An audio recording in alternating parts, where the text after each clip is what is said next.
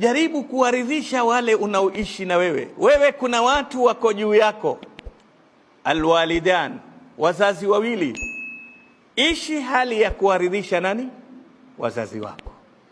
Kuna watu wako chini yako, ishi ukiondoka waseme Allahumma ighfir lahu warhamhu. Ishi kwa namna wataridhika na wewe. Una mke, ishi naye vizuri, mfanyie wema mkeo, ili aone kwamba mpaka ajiulize swali. Kuna mwanamke wakati wa Mtume Muhammad sallallahu alaihi wasallam aitwa Ummu Salama. Ummu Salama alikuwa na mumewe Anas. Alipokufa mumewe, Ummu Salama alihuzunika sana, akisema nitapata wapi mume kama yule? Rasulullah sallallahu alaihi wasallam alikuja kumfundisha Ummu Salama dua au dhikri ambao astahiki kusema ili ipunguze msiba. Allahumma ajirni fi musibati wa akhlifni khairan minha.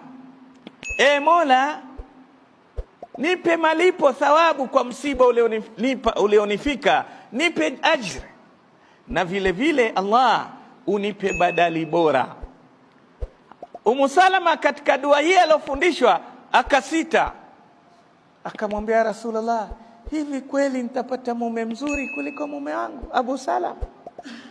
Akashindwa kuisema mara ya kwanza, akifikiria namna Abu Salama alivyoishi naye vizuri, aona nani atakuwa mume mzuri kuliko nani? Abu Salama. Jiulize wewe, unaishi na mke wako, hivi mke wako anaamini wewe ni mtu mzuri? Tuko pamoja? Hizi ndio njia za kufaulu. Yawezekana mzuri katika swala, Allah ameridhika na swala yako, Allah ameridhika na usomaji wako wa Qur'an, Allah ameridhika na dhikri yako unaoleta, mashaallah, macho yako angalia chini, lakini Allah hajaridhika na unavyoishi na mkeo nyumbani. Ukiingia nyumbani ni kama simba.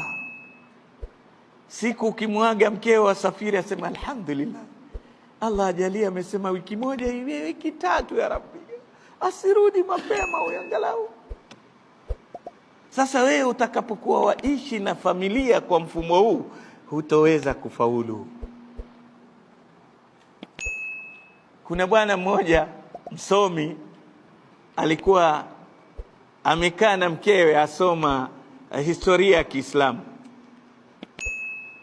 akisoma zile empire za Kiislamu, akawa anasoma utawala wa Abbasia, daulatu Abbasia. Sasa akiwataja wale wafalme maamiri wa Kiabbasia, walikuwa na majina ya nyongeza, laqab. Wengine wanaitwa al-mu'tasim billah, al-mutawakkil ala Allah. Majina kama hivyo yameekwa. Majina haya yakamfurahisha sana, akamwambia mke wake, hawa walikuwa na majina mazuri, angalia huyu aitwa mu'tasim billah, huyu aitwa mutawakkil ala Allah, huyu anaitwa rajaullah, huyu sijui anaitwa nani. Akamuuliza mkewe, mfano, natamani lao ingekuwa na mimi niko kwenye hii dola, mke wangu, ungenichagulia nani niitwe nani? Mke akamwambia, ningekutagulia ningekuita a'udhu billah wala iyadhu billah. Tumeelewana? Yeye afikiri na yeye ataambiwa apewe jina almultaji ila Allah sijui nani. Ewe mke anambia, ungeniita nani mke wangu? Ambewa al-iyadhu billah. Kwani mimi shetani? Chagua jina lingine basi dogo, ilo kubwa sana baya hilo. Akamwambia, ashku bathi ila Allah, jina langu ningekuita Mungu nakushtakia na huyu bwana. Sasa wewe kweli utafaulu siku ya Kiyama? Mkeo alia na Mungu kwa ajili yako, wewe utafaulu kweli? Watoto wako. Kwa hivyo njia ya pili ya kufaulu ni kila aliye na wewe aweze kuridhika na wewe, wazazi wako wawe na furaha na wewe, mkeo. Ndio Mtume sallallahu alaihi wasallam akasema, ridha Allahi fi ridha walidain, Radhi za Allah ziko pamoja na radhi za nani? Wazazi wawili. Wa sakhtullahi fi sakhatil walidain, hasira za Allah ziko pamoja na hasira za nani? Wazazi wawili. Ukikosa radhi za wazazi, hata ukaswali 100,000 kwa usiku mmoja, wewe huna faida, huwezi kufaidika, kwa sababu Allah asema anishkur li wa waliwalidaik, nishukuru mimi na wazazi wako. Tuko pamoja? Rasulullah sallallahu alaihi wasallam asema khairukum li ahlihi wa ana khairukum li ahli. Mbora wenu, mtu ambaye atakuwa pazuri mbele ya Allah, ni yule atakayeishi vizuri na familia yake, na mimi mtume naishi vizuri na familia yangu.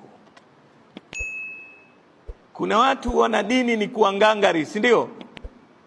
Akisalimiwa ituko stop, akiingia nyumbani salamu alaykum baba laleni, Abdullah baba sahi, hana time ya furaha ndani ya nyumba. Hiyo sio dini.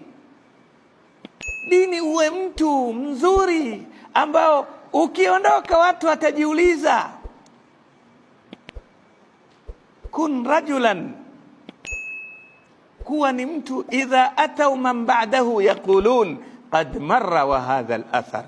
Kuwa mtu ambao ukiondoka umeacha athari, watu wanaiona kwamba hapa tumepungukiwa na mtu. Usiwe mtu ukiondoka watu wasema alhamdulillah tumepumzika.